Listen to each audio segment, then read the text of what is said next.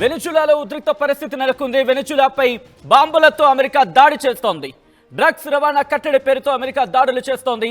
రాజధాని కరాకస్ సహా 7 చోట్ల భారీ పేలుళ్లకు పాల్పడింది. సైనిక స్థావరాలు, పౌరుల నివాసాల లక్ష్యంగా దాడులకు పాల్పడుతోంది. వెనిజులా అటాక్ పై ట్రంప్ సంచలన వ్యాఖ్యలు చేశారు. వెనిజులాపై దాడులు చేసింది తామే అంటున్నాడు అమెరికా అధ్యక్షుడు ట్రంప్. అమెరికా అదుపులో వెనిజులా అధ్యక్షుడు నికోలస్ మదురో, ఆయన భార్య కూడా ఉన్నారు. మదురోతో పాటు ఆయన భార్యను కూడా అదుపులోకి తీసుకున్నామని చెప్పి ట్రంప్ చెప్పుకొచ్చిన సందర్భం. మదురోని అమెరికాకు తీసుకొస్తున్నామంటే చెప్పుకొచ్చాడు డొనాల్డ్ ట్రంప్. గత కొద్ది నెలలుగా అమెరికా వెనిజులా మధ్య ఎటువంటి ఉద్రిక్త పరిస్థితులు నెలకొన్నాయి మనం చూస్తూ ఉన్నాం.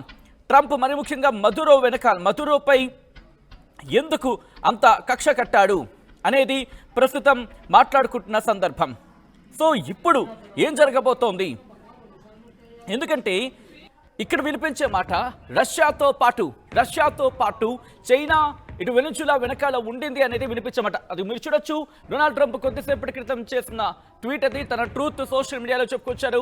The United states of America has successfully carried out a large scale strike against Venezuela and its leaders, President Nicolas Maduro, who has been, along with his wife, captured and flown out of the country.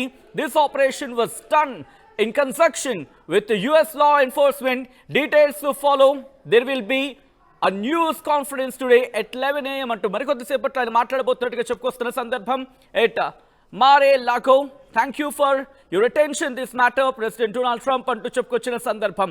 గత కొద్ది రోజులుగా America Venezuela మధ్య ఎటువంటి ఉద్రిక్త పరిస్థితులు నెలకొంటున్నాయో మనం చూస్తూ ఉన్నాం.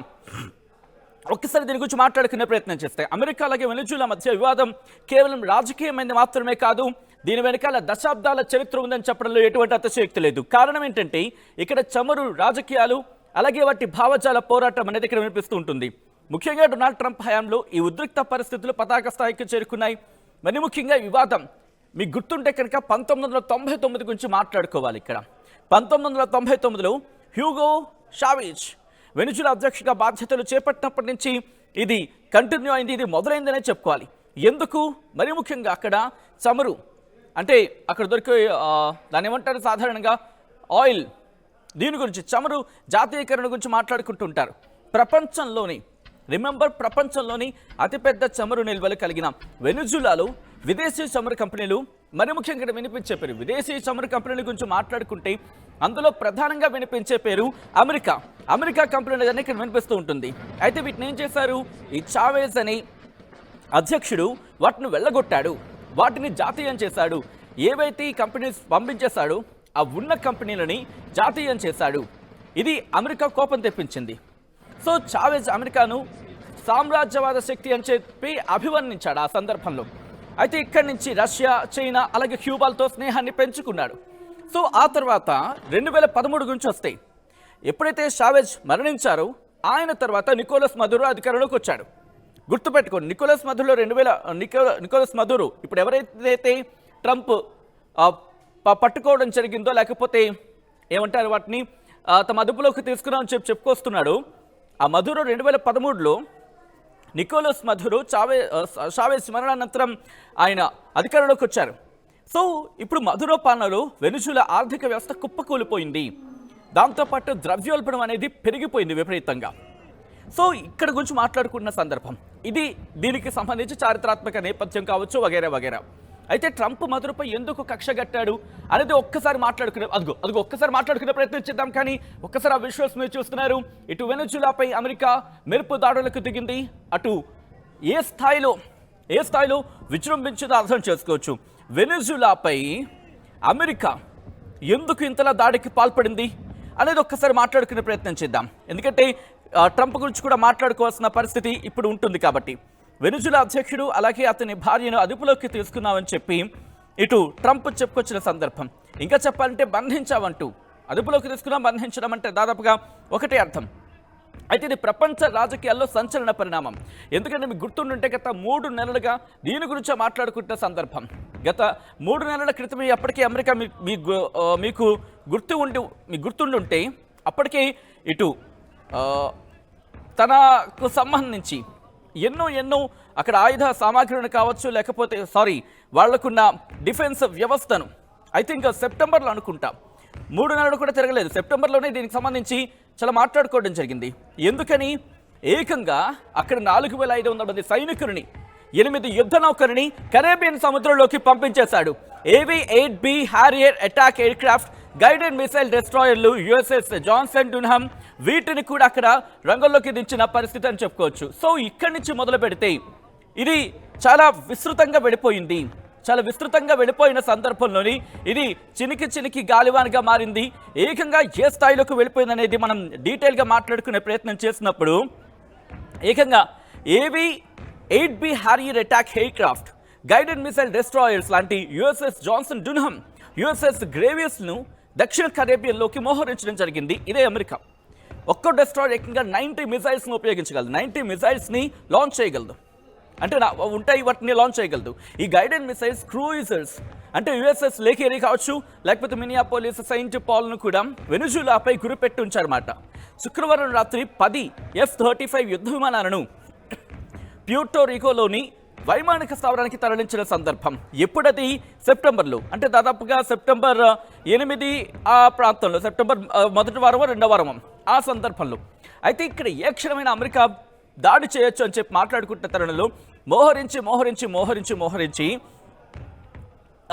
మదురోని, ఇన్ఫాక్ట్ మదురోని టార్గెట్ చేసింది. ఎందుకని? మదురోకి సంవత్సరానికి మాట్లాడుకునే ప్రయత్నం చేద్దాం. డ్రగ్స్ ముఠాలతో వెనుజులా అధ్యక్షుడు నికోలస్ మదురోకు సంబంధాలు ఉన్నాయని ట్రంప్ జనవరిలో వచ్చిన దగ్గర నుంచి విమర్శిస్తూనే ఉన్నాడు. ఇప్పుడు మదురో ఎన్నికను అమెరికా గుర్తించడం లేదంటూ శ్వేతసౌధం గతంలో కరోనా తను ప్రెస్ సెక్రటరీ చెప్పుకొచ్చారు. అయితే డ్రగ్స్ బోట్ వెనుజులాకు చెందిన ఒక పడవను అమెరికా ధ్వంసం చేసేసింది. దాంట్లో 11 మంది మరణించారంటే ఇప్పుడు మాట్లాడుకున్నాం. సో ఇలా జరుగుతున్న తరుణంలో ఇప్పుడు ఈ అంశం తెర మీదకి వచ్చింది.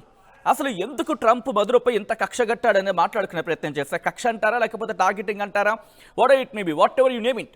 ఇక్కడ డొనాల్డ్ ట్రంప్ తన మొదటి పదవి కాలం మీకు గుర్తుంటే 2017 నుంచి 2021 ఈ సందర్భంలో మదురో ప్రభుత్వాన్ని పడగొట్టడానికి తీవ్రమైన ప్రయత్నాలే చేశాడు. దీనికి ఏంటి కారణాలు అనేది ఒకసారి మాట్లాడుకుందాం.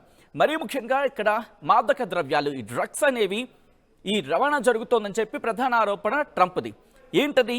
మదురో ప్రభుత్వం అమెరికాలోకి టన్నుల కొద్ది కొకైని స్మగిల్ చేస్తోంది అనేది ట్రంప్ ప్రధాన ఆరోపణ. ఏది? అప్పుడే మదురోను నార్కో టెర్రరిస్ట్గా అభివర్ణించాడు. ఆయన్ను పట్టేస్తే $15 మిలియన్, ఇప్పుడు దాదాపుగా 50 మిలియన్లకు పెరిగిపోయింది అనుకోండి.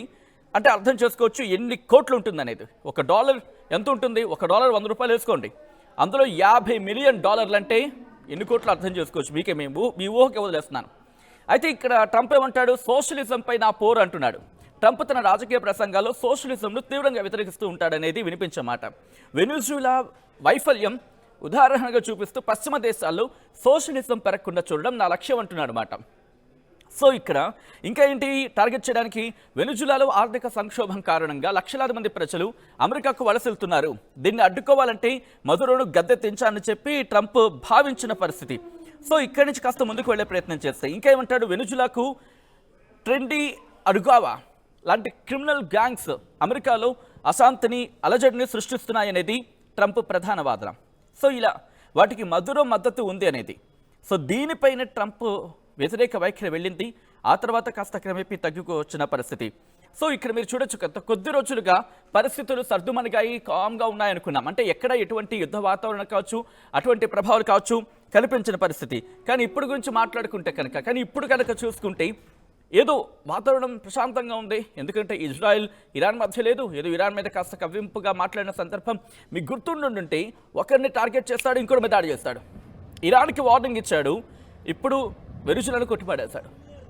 సో లాస్ట్ టైం కూడా అంతే. మీకు గుర్తుంటే ఇరాన్ని టార్గెట్ చేసే సందర్భంలో నేను ఇరాన్కి కొన్ని రోజులు టైం ఇస్తాను అన్నాడు, రోజులు తిరగకుండానే కొట్టిపడేశాడు.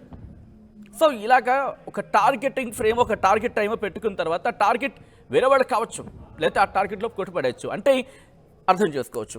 ఇక్కడ వినిపించే మాట ఏంటి? ట్రంప్ ఎందుకు ఈ కఠిన చర్యలు తీసుకున్నాడంటే, ట్రంప్ ప్రభుత్వం మదురోపై కేవలం మాటలకి పరిమితం కాకుండా ఆచరణలోకి అనేక చర్యలు తీసుకుందనే మాట వినిపిస్తూ ఉంటుంది. అందులో ఆర్థిక ఆంక్షలు ఉంటాయి, ఆల్టర్నేటివ్ లీడర్షిప్ ఉంటుంది, సైనిక చర్య ఉంటుంది. మీకు గుర్తుంటే 2013లో, ఐ థింక్ 2019లో అక్కడ ప్రతిపక్ష నేత జువైన్ గైడో ఆయన వెనుజులా తాత్కాలిక అధ్యక్షుడిగా గుర్తించింది. మదురోను చట్టబద్ధమైన నాయకుడిగా ప్రకటించింది అమెరికా. వెనిజులా ప్రభుత్వ చమురు సంస్థ, అక్కడ PDVSA అంటుంటారు దానిపై తీవ్రమైన ఆంక్షలు విధించింది. వాళ్ళ ఆదాయ వనరులని దెబ్బతీసింది. వెనిజులా చుట్టూ యుద్ధనౌకను మోహరించింది. అవసరమైతే సైనిక దాడికి కూడా వెనకాడినట్టు ట్రంప్ హెచ్చరించాడు. ఆ హెచ్చరించిన పరిస్థితుల్లోనే ఈరోజు దాడి చేశాడు. ఈ కథలో మిమ్మల్ని కాస్త కలవరపరచొచ్చు. అయితే మిమ్మల్ని కలవరపడకు గురి చేయడం RTV ఉద్దేశం కాదు. కానీ ఎటువంటి కథనాలు చూసినప్పుడు కాస్త కలవరపడకే అవకాశం ఉంటుంది కాబట్టి దీనికి సంబంధించి తగిన జాగ్రత్తలు తీసుకోవాలని RTV సూచించడం జరుగుతోంది. This is disturbing content. Video description is highly advised. ఇప్పుడు ఈ ప్రభావం అమెరికాకు ఏ మేరకు కలిసి వచ్చే అవకాశం ఉంది ఈ యుద్ధం?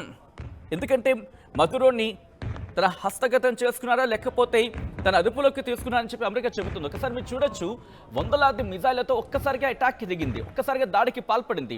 వెనిజులాపై అమెరికా దాడికి పాల్పడిన విజువల్స్ మీరు చూడొచ్చు. అర్ధరాత్రి ఒక్కసారిగా ఈ దాడులకు పాల్పడిన నేపథ్యం. సో ఈ క్రమంలోనే అసలు ఎందుకు ఇలా జరిగింది అనేది మాట్లాడుకుంటున్న పరిస్థితి, చర్చకు వస్తున్న క్రమం. సో ఇప్పుడు ఒక్కసారి దీని గురించి మాట్లాడుకునే ప్రయత్నం చేసినప్పుడు, ఎందుకంటే గత కొన్ని రోజులుగా ప్రశాంతంగానే ఉంది వాతావరణం ఇక్కడ, కానీ ఎందుకు ఒకసారిగా పెళ్ళుబుకింది అది మాట్లాడుకునే ప్రయత్నం చేస్తే శనివారం తెల్లవారుజామున వెనిజులా రాజధాని కారకస్ ఈ నగరంలో కీలక సైనిక స్థావరాలపై అమెరికా వైమానిక దాడులకు పాల్పడింది. ఆ విజువల్స్ మీరు చూడడం జరుగుతోంది.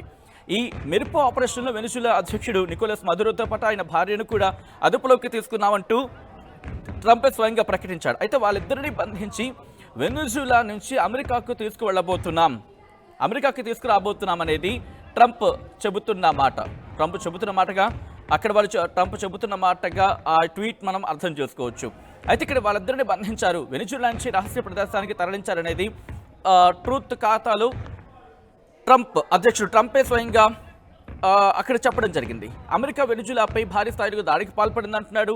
మదురో దంపతులు ఇప్పుడు తమ అదుపులోనే ఉన్నారని చెప్పి ట్రంప్ చెప్తున్నాడు.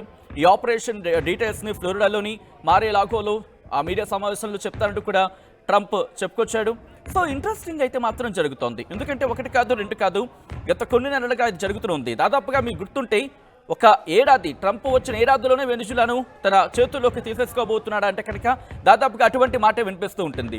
ఈ దాడుల టైంలో కారకస్లో ఫియటే టియూనా ఈ సైనిక స్థావరం, అలాగే లా కార్లోటా ఎయిర్పోర్ట్ పరిసరాల్లో కూడా భారీ పేలుళ్లు సంభవించాయి. యుద్ధ విమానాలు తక్కువ ఎత్తులు ఎగరడంతో స్థానికులు కూడా భయంతో వణికిపోయారు. ఇళ్లలోంచి బయటికి పరుగులు తీశారు వాళ్ళు. కొంతమంది బంకర్స్ లాంటివి ఉంటే దాంట్లోకి వెళ్ళిపోయారు. కొంతమంది వాళ్ళ గ్రౌండ్ ఉంటుంది కదా, ఏమంటూ ఉంటాం పార్కింగ్ ఏరియాస్ అని చెప్పి వాటికి వెళ్ళిపోయారు. ఇలా ఎవరికి వాళ్ళు వాళ్ళ ప్రాణాలని కాపాడుకునే ప్రయత్నం చేశారు. దీంతో పాటు ఈ దాడును వెనిజులా ప్రభుత్వం తీవ్రంగా ఖండించింది. ఇది అమెరికా సామ్రాజ్యవాద చర్య అని, తమ దేశ సార్వభౌమాధికారంపై జరిగిన దాడి అంటూ కూడా వెనిజులా ఆరోపించింది.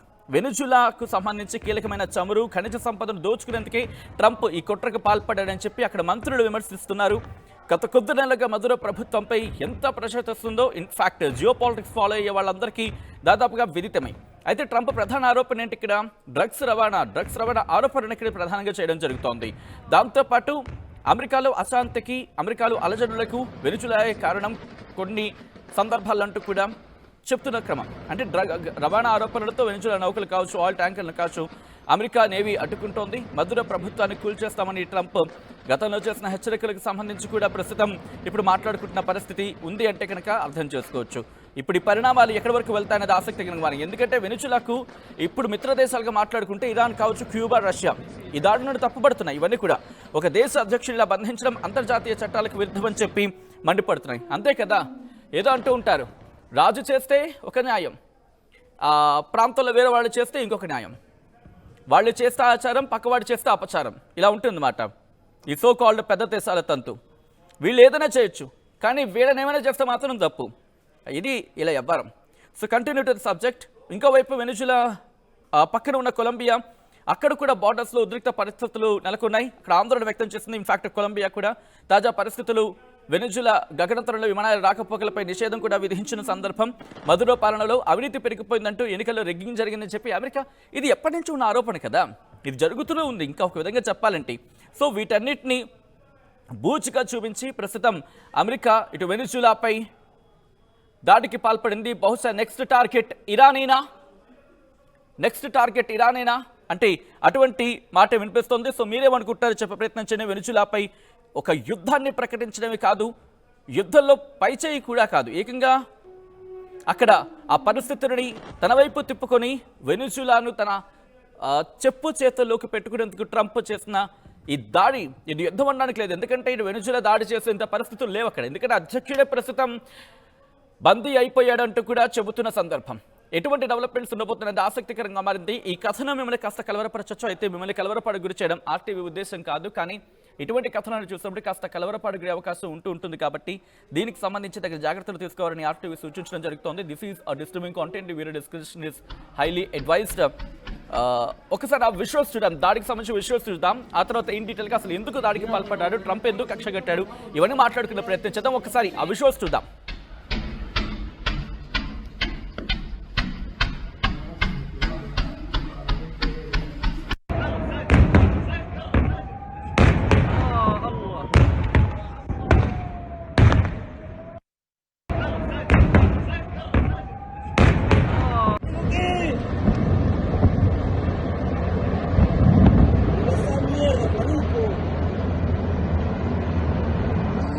అసలైన తొలి వెలుగు. ఫాలో వాట్సాప్ @తొలి వెలుగు official.